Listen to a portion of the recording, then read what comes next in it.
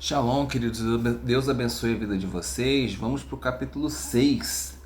Capítulo 6 de 1 Coríntios é uma pedrada, né? Capítulo 5, 6, 7 são grandes pedradas no comportamento mundano de hoje, né?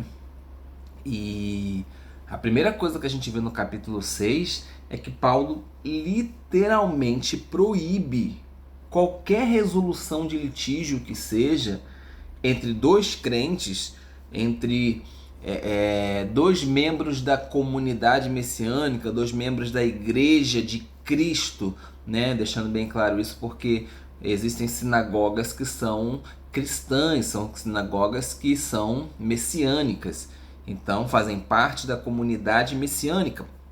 Nós não devemos lavar roupa suja diante de juízes pagãos.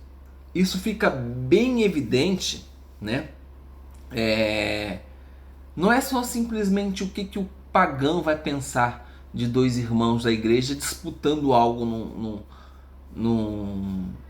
num tribunal. Não é só esse constrangimento. O constrangimento também é o fracasso da comunidade messiânica.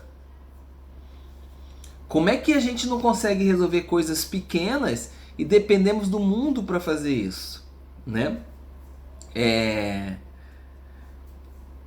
Então, assim, se você for parar para pensar, desculpa, bati na câmera aqui, né?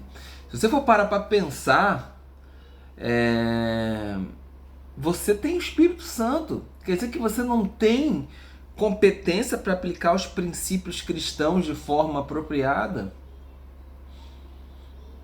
Será que você vai depender da justiça de alguém que às vezes nem conhece a Deus, que hoje, nos dias de hoje nós não sabemos nem quem é que está julgando a gente?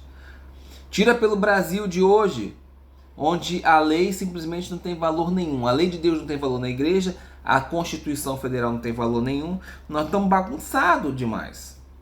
Como nação, estamos bagunçados demais. Então, nós estamos em situações complicadas. Então, versículo 1, versículo 8 deixa isso muito claro para a gente. Nós temos que aprender a resolver as nossas coisas em casa, nas mãos do Senhor. Até porque um dia, como Paulo mesmo disse, nós vamos julgar os anjos. Se nós não temos competência para julgar pequenas coisas dentro da comunidade messiânica, quanto mais nós teremos para julgar anjo? Ah, mas são os anjos caídos. Não importa. Isso precisa ficar bem claro, gente, para que a gente possa, sabe, colocar a cabeça no lugar e começar a caminhar como igreja de forma correta, né? Hoje em dia é muito comum, até no nosso meio mesmo, pastoreio, muitas vezes a gente toma partido. Nós não tomamos partidas pela justiça. Muitas vezes tomamos partido porque eu gosto mais de um do que gosto do outro. Brabo, né? Bravo. Então os cristãos vão estar unidos, tá? No corpo do Messias e estaremos julgando anjos. Nós estaremos quando Jesus for exaltado. Nós estaremos quando Jesus alcançar o domínio total. Ele domina, mas existe uma coisa de fato, de direito, né? Que precisa ser discutida. Mas nós vamos julgar anjos. Judas, que nós já estudamos, fala a respeito do julgamento de anjos malignos. O que chama atenção na pesquisa é que Enoque, o livro de Enoque, que é um livro que não tem na sua Bíblia, eu não estou dizendo que ele é canônico, não estou dizendo que ele é santo, tá? Estou só fazendo uma referência dele pelo fato dele ter sido escrito no primeiro século depois de Cristo, tá? Na verdade, primeiro século antes de Cristo.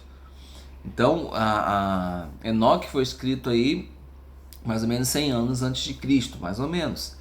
Então, o que está escrito no livro de Enoque reflete o pensamento judaico da época, em alguns critérios. E Enoque mostra ali que os judeus daquela época, né, os judeus do primeiro século antes de Cristo, entendiam a ideia de que eles iriam julgar os anjos, tá? Os seres humanos iriam julgar os anjos. Então fica aí a referência, né? Os injustos não terão parte, ou seja, não herdarão. É importante porque nesse texto, se você for ler, provavelmente você deve ter se enquadrado em uma dessas coisinhas aí. No mundo moderno de hoje, são poucos os que não passaram por alguma das coisinhas que foram citadas aqui. E quando você lê, eu pelo menos quando leio, às vezes falo, pô, tô pregando para mim mesmo, porque eu fiz alguma das coisas que estão aí, né? E Paulo deixa bem claro pra gente que não é uma infração, tá? Isso aí não é significar, eu fiz isso, então eu tô perdido. Não. Ele está dizendo para você, olha, uma infração dessa aí provavelmente você cometeu, tá? Agora, você, a partir de agora, quando é alcançado por Cristo, você deixa de fazer todas essas coisas, né? Você abre mão de todas essas coisas e começa a viver uma vida santa. Então, por exemplo, se você roubava, né, e você resolve continuar intencionalmente roubando, cometendo esse tipo de pecado, né, isso mostra que o seu comportamento não é o comportamento de alguém que pertence ao povo de Deus. Você já está ciente de que aquilo é errado e você continua praticando, você se exclui do povo de Deus, algo que nós estudamos no capítulo 5, né, sobre excomunhão, né? Excomunhão. Então, não adianta simplesmente você dizer que você crê pelo intelecto, né? Você acredita na doutrina, você crê até em Jesus Cristo, mas você não busca as obras, né? E isso mostra que a sua fé está morta, né? Que a fé sem obras ela é morta, tá? Então, a ideia de que alguém pode professar a fé em Deus, professar a fé em Jesus Cristo e continuar pecando de forma autônoma, de forma altiva, isso é repugnante, tá? Isso é repugnante, principalmente para as pessoas, para os servos de Deus que o Senhor escolheu para que escrevesse as Escrituras. Eles hoje estivessem vendo essa confusão que está aqui, isso se tornaria para eles repugnante. Eu até esse dia estava brincando com a minha esposa, né? Hoje em dia a gente tem o YouTube, eu, por exemplo, estou gravando vídeo no YouTube, mas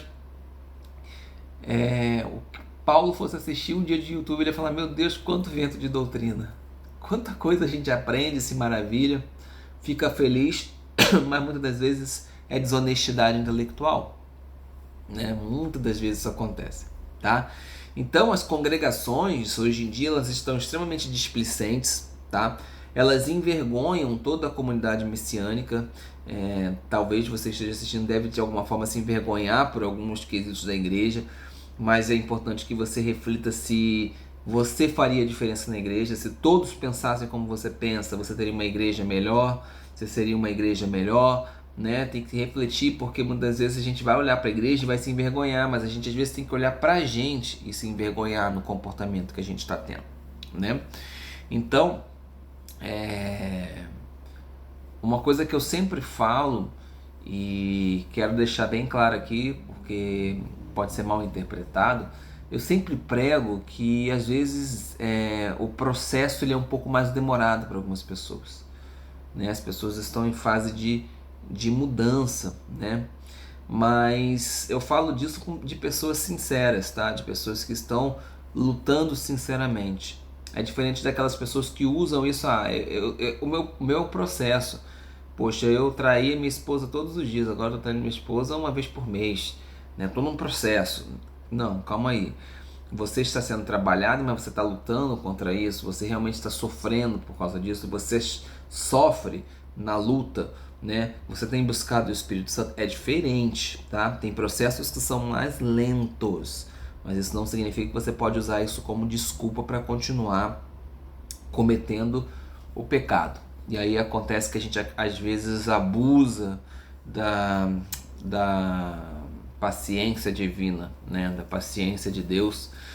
A gente pode ver isso lá em Romanos no capítulo 2, tá?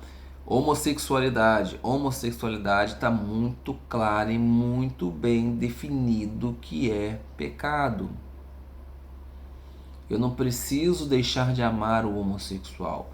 Eu não preciso deixar de respeitar o homossexual. Mas isso não só pelo fato de eu amá-lo e respeitá-lo, isso não significa que eu vou dizer para ele que não é pecado. É pecado, sim. E não fui eu que definiu isso, quem definiu isso foi Deus. Ah, mas eu não concordo com isso. Ok, não concorde, mas eu tenho a minha fé. E no meu país, por enquanto, né, porque as coisas do jeito que estão caminhando não vão demorar muito, eu ainda tenho o direito de expressar a minha fé e as bases da minha fé. Eu acredito em Deus e acredito na palavra dele. A palavra dele define, né, que o homossexualismo é pecado. Então eu não falo isso para afrontar ninguém. O meu objetivo não é te afrontar, se você está vendo esse vídeo. Mas é deixar claro aquilo que a palavra de Deus deixa, tá? Então, você vê que Paulo aí, ele se opõe de forma intransigente ao pecado, tá? É uma oposição bem clara, tá? Mas igualmente você vê Paulo aberto e amoroso em relação ao pecador que se arrepende. Se arrepende, né? Se Deus perdoa, por que a gente não pode perdoar? Né? É uma vida complicada, gente. Nós vivemos hoje com tantas bases do mundo que quando a gente é confrontado pela palavra de Deus, a gente às vezes fica, opa, peraí, não era bem assim que eu estava pensando. Isso às vezes, dependendo da pessoa e do nível de fé que a pessoa tá, às vezes maltrata a pessoa, tá? Às vezes as pessoas são afrontadas de maneira equivocada, tá? Então, se você me ouve aí, amigo, não tenho nada contra você. O que você faz entre quatro paredes é problema seu, não é problema meu. Deus te deu livre-arbítrio, você faz o que você quiser, né? Mas é pecado, tá? A palavra de Deus é que define. Muito bem. E aí Paulo começa dizendo, né, ali no versículo 12, vocês dizem, para mim tudo é permitido. Primeiro, vocês dizem não está no texto grego, tá? E se vocês dizem, essa expressão não está no texto grego, tá? Eles foram acrescentados depois, tá? Dentro dos ensinamentos de Paulo. Provavelmente isso era um dito popular que os coríntios mais libertinos, né? Os gnósticos ali, né? Utilizavam, tá? E cara, para pensar, tudo é permitido para você também. Livre-arbítrio, você faz o que você quiser, cara. Né? Mas Paulo deixa bem claro, nem tudo é proveitoso e nem devo me deixar dominar por nada. Porque o ser humano, ele tem vocação para ser escravo, é impressionante. Muitas vezes você é escravo da droga, você é escravo da internet, você é escravo das redes sociais, você é escravo do sexo, seja lícito ou ilícito, você é escravo da bebida. Se algo te domina, você se torna escravo.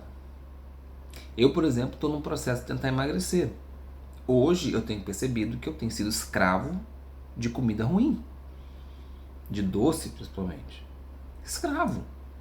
Estou lutando contra isso, estou batalhando contra isso, mas estou escravo. E isso está me fazendo mal? Claro, está me fazendo mal. Doce em excesso, além de engordar e dar problemas no coração, rim, é uma série de coisas, né?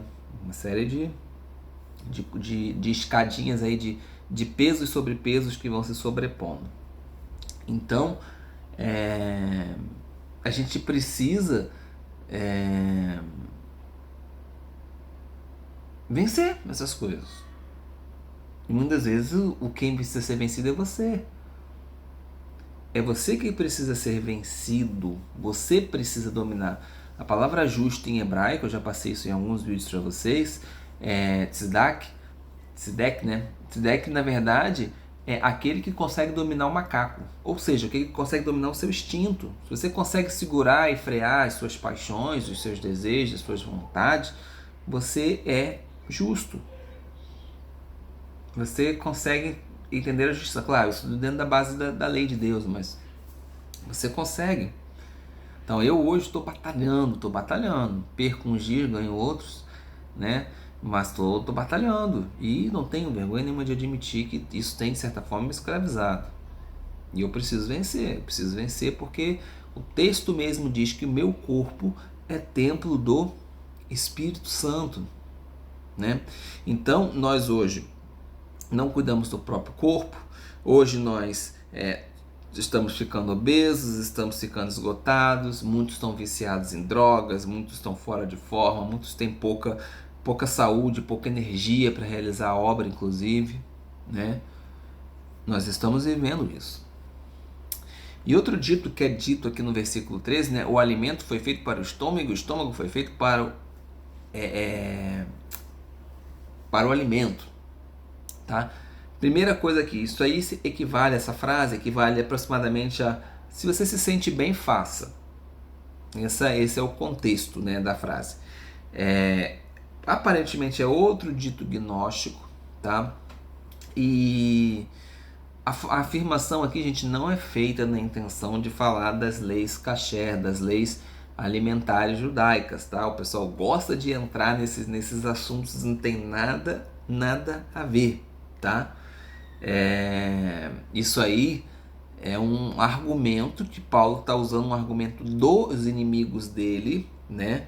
Os inimigos dele, as pessoas lá em Coríntios que falavam: o alimento foi feito para o estômago foi feito para o alimento, né? Então isso é um eufemismozinho para dizer o seguinte: olha, eu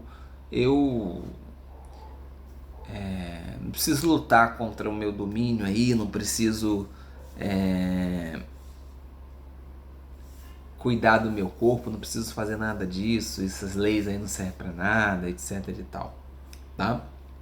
Então, basicamente um eufemismo aí contra o autodomínio sexual, principalmente porque ele é citado no capítulo 5, 6 e 7, tá?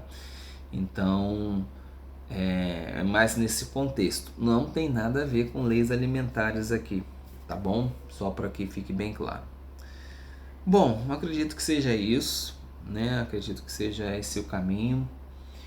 E se porventura, irmão, você passa por alguma dificuldade, não desiste não, persevera, viu? Persevera que você vai vencer, você vai conseguir. Ore por mim para eu largar esses doces, pelo amor de Deus também, que eu estou precisando, tá bom?